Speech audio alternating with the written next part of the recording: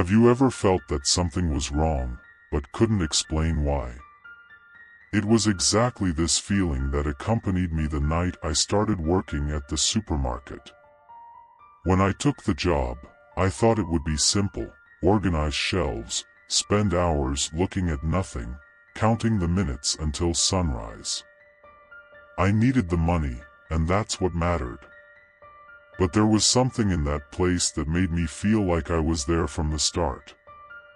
It was a small supermarket, hidden on the outskirts of the city, the kind of place where fluorescent lights tremble as if they were alive.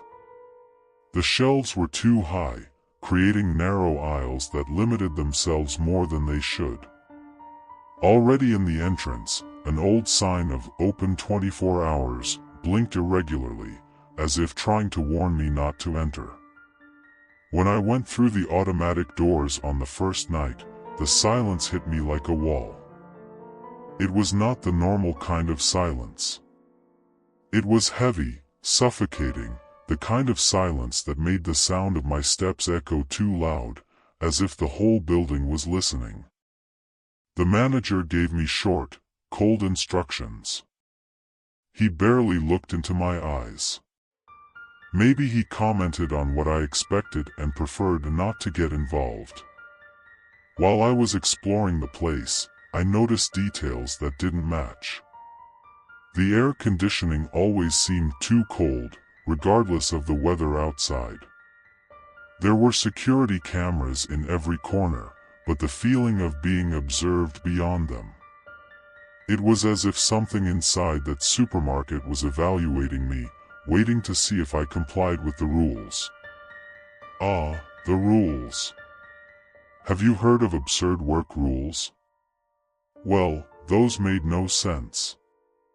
Never go out the back door after 2 a.m. Do not tamper with security cameras. Avoid aisle 7 during inventory. I laughed inside when I first heard these instructions. Who follows things like that? That night I worked quietly, trying to ignore the feeling that something was wrong. I organized shelves, cleaned the counter, and faced the darkness that extends beyond the glass windows. Outside, the street was empty except for a flashing light pole in the middle of the parking lot.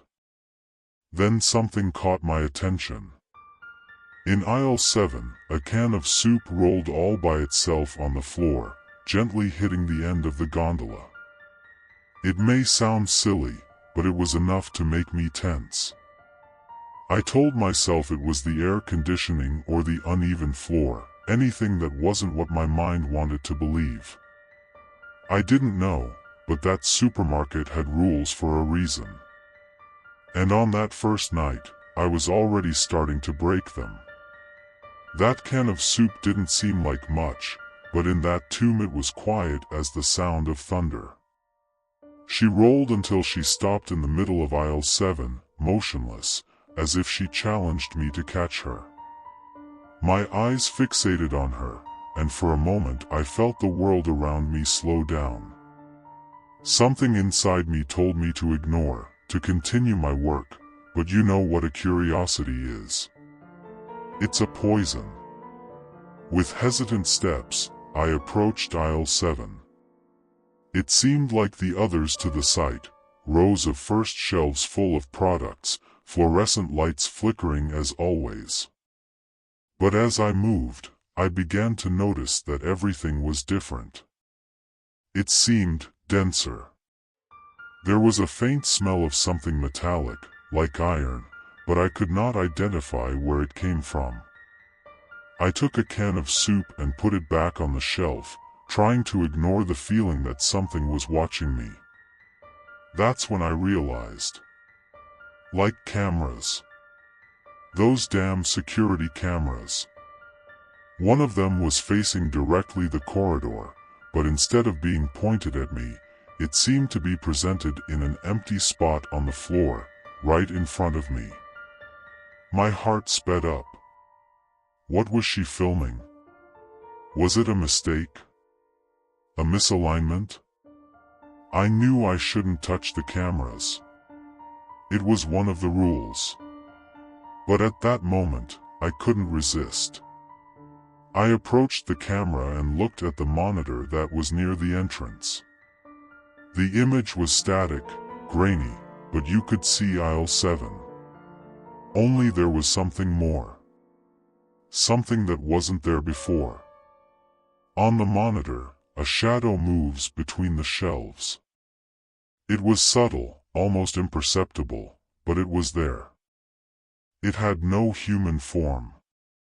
The appearance floated, slid on the ground as if gravity did not affect it. I blinked several times, thinking it was tiredness or a strange reflex, but the shadow found. Suddenly the screen blinked, and the shadow disappeared. It didn't seem to have gone away. It seemed to have noticed that I was watching. At that moment, I felt a shiver go up the spine, as if someone was behind me. I turned quickly, but there was nothing. Nothing but the empty corridor and the low sound of the air conditioning. It was the first time something really strange happened in that supermarket, but of course I still tried to convince myself that it was just a coincidence. After all, what else could it be? I continued my shift, but from then on, aisle 7 seemed darker, longer, as if it challenged me to come back. I didn't know, but that wouldn't be the last time I'd face whatever was hiding there. The hours passed, and I almost managed to forget what I had seen in aisle 7. Almost. But what happened next gave me no choice. It was too late. The supermarket was empty, as it always was during the early hours, except for me, that monstrous emptiness that seemed to squeeze my throat with every breath. The runners stretched and bent, and I felt the footsteps echoing in silence, as if every movement of mine was watched. The darkness outside increased the feeling of claustrophobia, and the flashing lights on the shelves did not help at all. I was alone, and it has never been something that bothered me before. But that night, it was different. I found myself again in aisle 7. There was no clear reason for me to be there, but my feet carried me there, as if an invisible magnetism were pulling my body. The only thing I could hear was my own footsteps and the distant hum of light. No sound of a customer, no noise of something falling or someone talking. Only absolute emptiness. That's when I heard. First, it was a whisper. Or maybe it was just the wind, I thought. But no. The sound came from inside aisle 7. Of course, the logical explanation would have been the sound of air conditioning, or some kind of building noise. But this sound was different. It was as if something or someone was breathing there, very close, but carefully, as if trying not to be heard. I stopped. Fear did not immediately take over, but it was as if a layer of tension formed around me. A presence. As if something was happening to every move I made. I knew that I should not go forward, that I should go back to the frozen food industry and pretend nothing happened, but instead I went a few steps further. A curiosity. With each step, the whisper became clearer. They were not words, but a kind of deep murmur, as if several voices were speaking at the same time in a language I could not understand. I stopped and listened, but all I heard was the hum of light and that murmur that consumed me. I reached the point where the shadow had disappeared the night before, but there was no more shadow. There was nothing but emptiness. I stood there for a moment, looking down at the dark corridor in front of me. I'm not a believer in ghosts, and I'm not the kind of person who gets carried away by horror stories. But at that moment, all I wanted was to be anywhere else but there. Something was wrong. The environment was changed. I was being watched. That wasn't paranoia. It was real. The feeling that there was more there, more than my eyes could grasp, was undeniable. The message didn't stop, and now it seemed to come from all directions. as if I was surrounded. But what's more frightening? He came from the shelf. I turned slowly and saw what seemed to be a hand, or human silhouette, floating between the shelves in aisle 7. It was not a reflection. It was not an illusion. It was something real. Something I should not see. Before I could react, which was what happened. Absolute silence. The air became denser and heavier. Fear was palpable. Suddenly, a door opened at the end of the corridor, breaking the silence. The light of the door revealed a face, and before I could see straight, the door closed immediately, leaving the corridor in shadows again. But now, I knew. I was no longer alone there.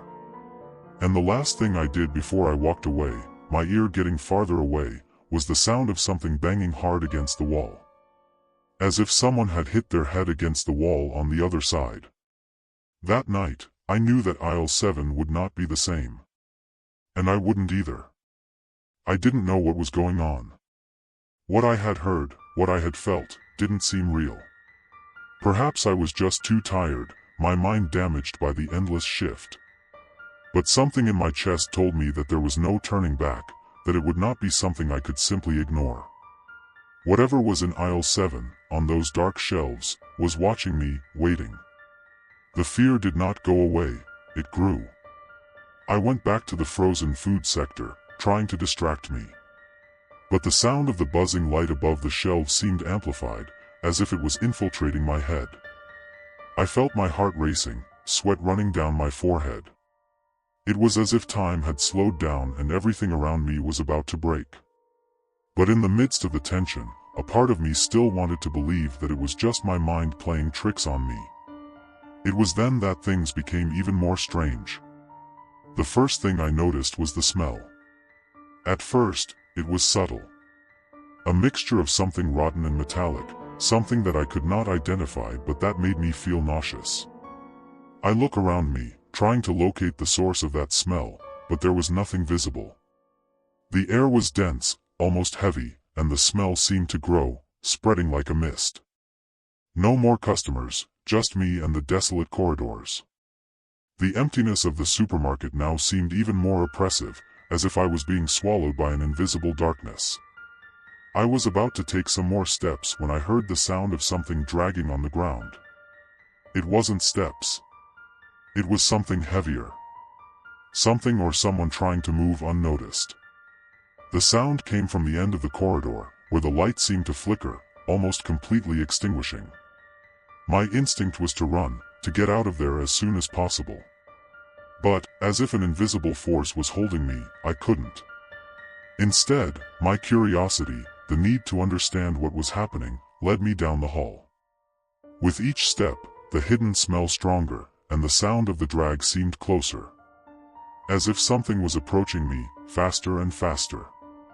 My feet were heavy, as if the ground itself was holding me. When I came to the corner, something hit me so hard that it almost fell.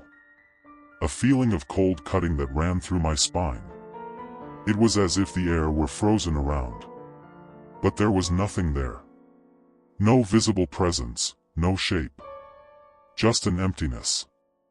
Then I heard. The sound of the drag was now right behind me. Something was behind me. I couldn't see it, but I could feel it. Something with long and cold fingers, something that was in my space, breathing my own air.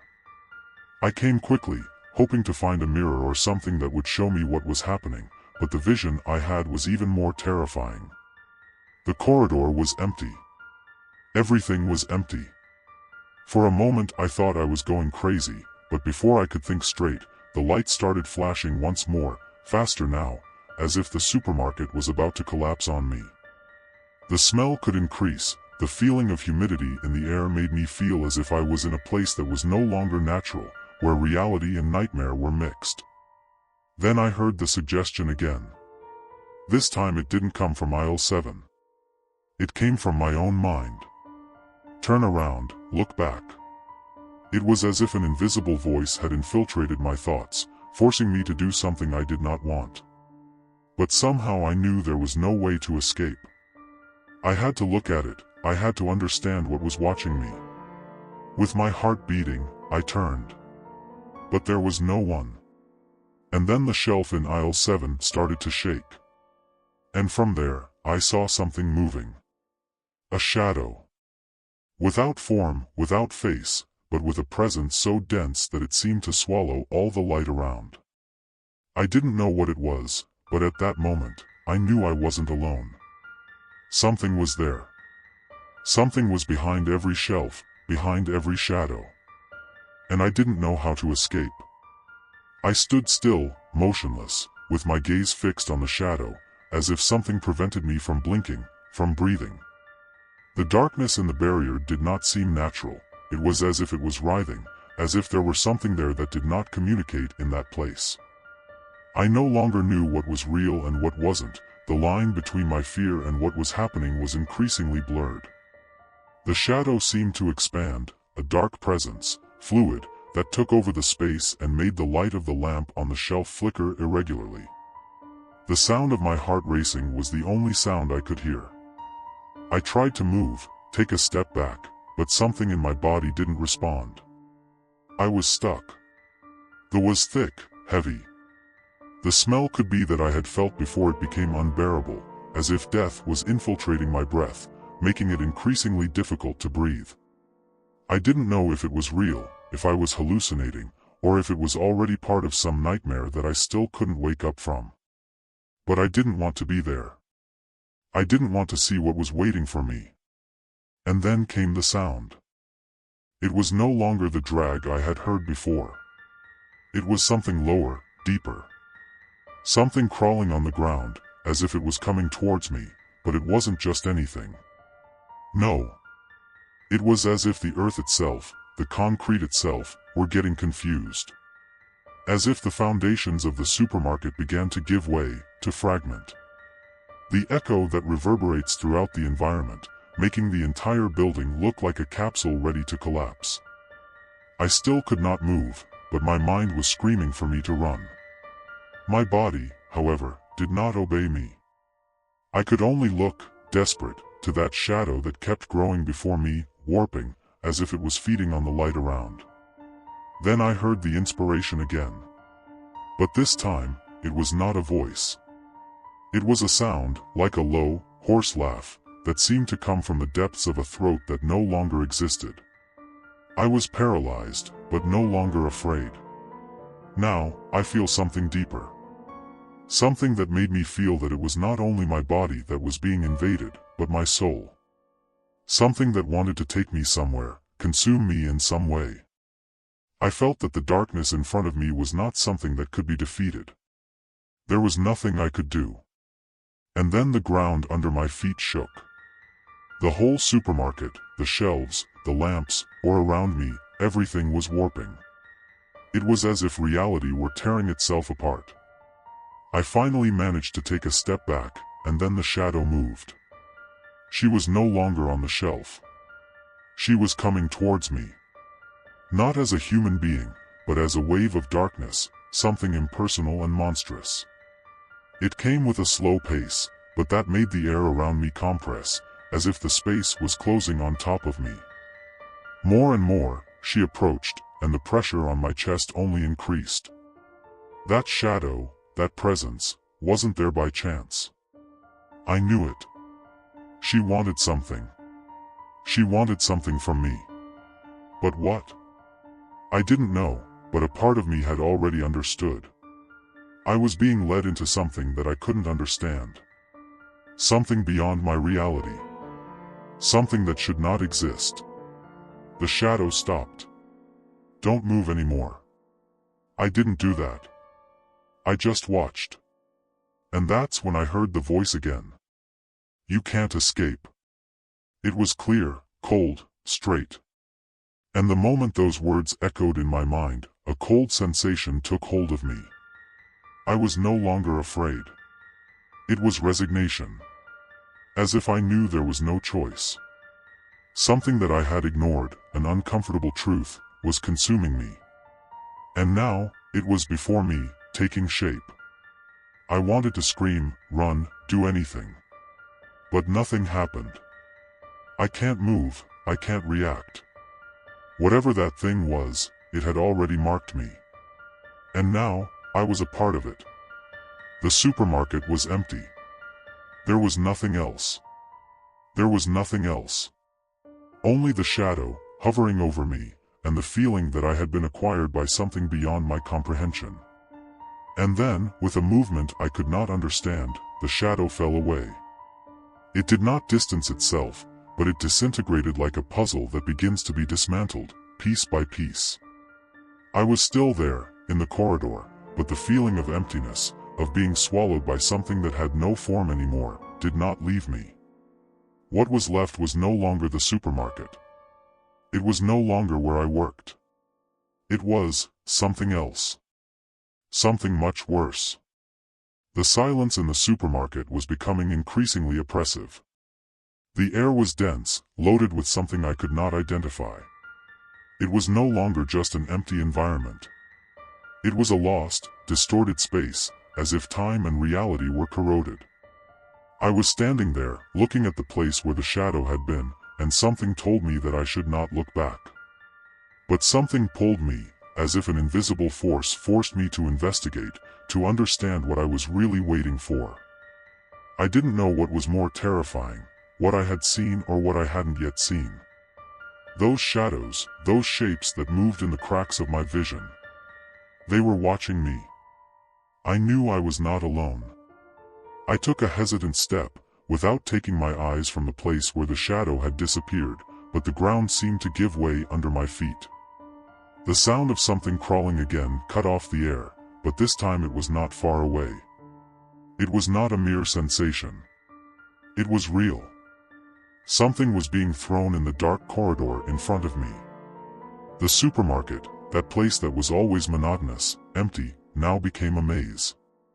The shelves stopped extending indefinitely, as if the environment was warping around me, expanding and shrinking with every step I took. I was lost in a nightmare, no escape. Each corridor seemed to close, forcing me back, pushing me into the center of everything. Suddenly, a cold hand touched my shoulder. I froze. It was not a common touch, a human touch. It was cold, a touch that burned while bringing a sense of death, something that should not be there. I could not react immediately. When I finally turned, I saw nothing, but the air was thicker. The presence was there, but not in the physical form I knew. Then the message came again. It was no longer just a voice. It was a cacophony of voices, overlapping, repeating incomprehensible words, but with a deep, old and boring tone. Each word seemed to weigh tons, as if it came from a distant place, beyond time and reality. "You're close, too close." The voices murmured, as if they were trying to guide me but at the same time warning me about something I didn't want to know. The ground under my feet seemed to shake, as if the foundations of the supermarket were ruined. Or maybe it was my mind. I no longer knew what was real and what wasn't. The place was changing. It seemed like the supermarket itself was dying around me. What was once just an ordinary building was warping, disintegrating, and I was inside that, stuck in this cycle. I started to walk faster, my body instinctively seeking a way out. Each step seemed to take me deeper, sinking into this dark hole. The voices became louder, faster, as if they were desperate for me to hear them, so that I could understand what was happening. I didn't want to, I couldn't understand. Everything around me seemed to crumble as I ran back into the hallways. That's when I got to the front door. She was half open. But it was not the ordinary door that I knew. It was deformed. The wood of the door seemed to be writhing, stretching and shrinking unnaturally. And on the other side, there was only an emptiness. Not the emptiness of the world outside, but a deep, black emptiness that seemed to have no end. I hesitated. But a force greater than me pushed. It was no longer a choice. It was progressive. I'm going out. I really understood what was happening. There was no choice. I pushed the door hard. And then everything stopped. The trembling ceased, the voices were silent. The shadow, the feeling of persecution, everything was in absolute silence. The emptiness beyond the door called me, like an abyss waiting for me. I looked back one last time, and saw the supermarket, or what was left of it. The corridor where I was missing, and the environment around me began to dissolve, as if being erased. I didn't know where the door would take me. I didn't know what I'd find on the other side. But one thing I knew for sure, whatever was there, it was no longer the reality that I knew. I closed my eyes and went through the door. And everything went black. I don't know how long I was there in the dark. There was no sound, there was no light, just a deep and suffocating feeling that something was watching my every movement. The emptiness seemed to envelop me in every possible way, as if space itself was against me, trying to swallow me. There was no ground, there were no walls, only the dense darkness and a growing pressure on my chest, a feeling that something much bigger than I was about to happen. I tried to breathe, but the air was thick, as if it were almost impossible to pull it into my lungs. My mind, which was already on the verge of collapse, began to fragment. What I felt was no longer a simple sense of fear. It was something deeper, something primordial, as if I was being drawn to a reality that was not mine, a reality where the rules of the world I knew no longer applied. I tried to take a step forward, but my body seemed to resist. It was as if the emptiness around me had its own invisible hands, pulling me back, trapping me in that limbo. The feeling of disorientation and fear was so strong that I could hardly think clearly. What was happening? Where was I? And what were those voices? Why did they keep calling me? The answer came in the form of a suggestion. It was not the same murmur of shadows, but a different voice. I couldn't tell if it was coming from inside my head or if it was an external presence, but it was clear, direct. As if the voice had formed at the bottom of the abyss. You can't leave. The words cut through the silence like a sharp blade. My heart shot. I was frozen, paralyzed by terror. But something told me that this was not the first time I heard it.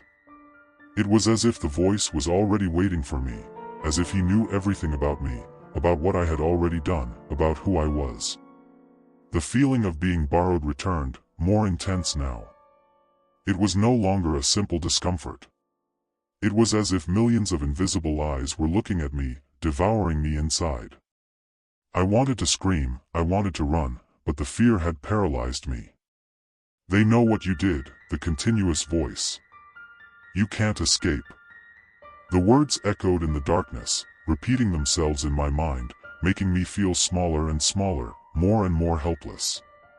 I no longer knew what was real and what wasn't. What did I do? What did you know that I had done? It was as if the space around me was covering all my secrets, everything I had hidden from myself, and now it was coming out. I tried to resist, but the more I tried to understand, the more the voice intensified, becoming a deafening scream in my mind, something that made my brain spin. I wanted to open my eyes, I wanted to see something, but the emptiness blinded me, consumed me. And then a light appeared. It was tenuous, weak, almost imperceptible. But it was something. Something real. Like a thread of hope in the midst of oppressive darkness. I clung to this light, as if it were the only thing capable of saving me. I forced myself to move forward, one step at a time, trying to keep me focused on her, while the voice kept echoing, tried to divert me, make me doubt. But the light was still there, steady. I approached, even feeling that something much worse was in my hope.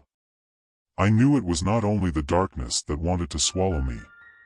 There was something much older, something that existed before me, something that was calling me into it, into the void. The light grew, increasing in intensity, and around me, the void began to open. It was as if reality was breaking up, tearing itself apart. But what I saw there, in the light, was not what I expected. It was a face. But not a human face. It was something distorted, as if it were the image of something that once was human, but which has been destroyed in something indescribable, a creature made of shadows and rotten flesh. Their eyes were fixed on me, penetrating, as if they knew exactly who I was. There was something in his eyes that made me feel as if I was looking straight into the abyss. I could not move anymore. I could not breathe anymore. The sincere face. And I knew, deep in my being, that in that smile there was a promise that nothing else would be like before. It was the end of everything. The smile of the creature before me was not only malicious, he carried a sinister calm, as if he knew exactly what would happen next, as if he had seen this moment countless times, with others like me, others who were lost in the abyss of what they did not understand. I wanted to scream, I wanted to run, but my feet were firmly anchored on the ground, as if the space itself around me was closing in, preventing me from moving. The creature's eyes shone, and it was as if the darkness around me intensified.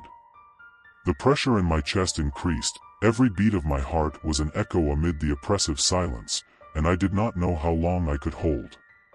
There was something more there, something that made no sense, but it consumed me inside. I felt as if I was being devoured, but at the same time, as if I was already part of it, as if what I feared most was something that has always been inside me. A creature opened his mouth, revealing a row of refined teeth, but instead of a cry or a word, what came out of his mouth was a low sound, reverberating, as if the universe itself writhes in pain. You are already part of it. These words, said in an almost inaudible suggestion, were enough to break my resistance. I no longer knew who I was, nor what I had become. Reality seemed to have dissolved around me, and all that remained was that distorted being, his eyes fixed on me, and the sound of my breath, increasingly panting, echoing in my own body. I tried to close my eyes, tried to walk away, but there was no escape. The feeling of being pulled into something infinitely greater involved me, as if I were an insignificant part of an entity that already existed before all creation. A being who did not respect time, space, or the laws of physics. The air became denser. I feel a deep pain, not only physical but mental and emotional. The memories came back, all my choices, my mistakes, the shadows I tried to hide. The voices, which were before distant, appeared to appear closer, clearer, whispering words that I could not understand. They were not human words. They were whispers of something beyond comprehension, something that should not exist, but was now before me. And then, like a lightning bolt, everything calmed down. The pain ceased, the pressure removed. The absolute silence took over everything, and for a moment, I thought I was free. That it was all over. But I knew deep down that this was not an end. It was a transition. The creature's smile, now distorted by darkness, indicated that something was yet to come. I was taken to a point of no return. The truth was simple, I was no longer alone. I was a part of it, a part of what should not be. There was something more, something that I watched from afar, beyond what the light of my understanding could reach. I did not know what it was, but something within me understood perfectly. The end was just beginning. With a final sigh, I felt the weight of darkness consume me completely.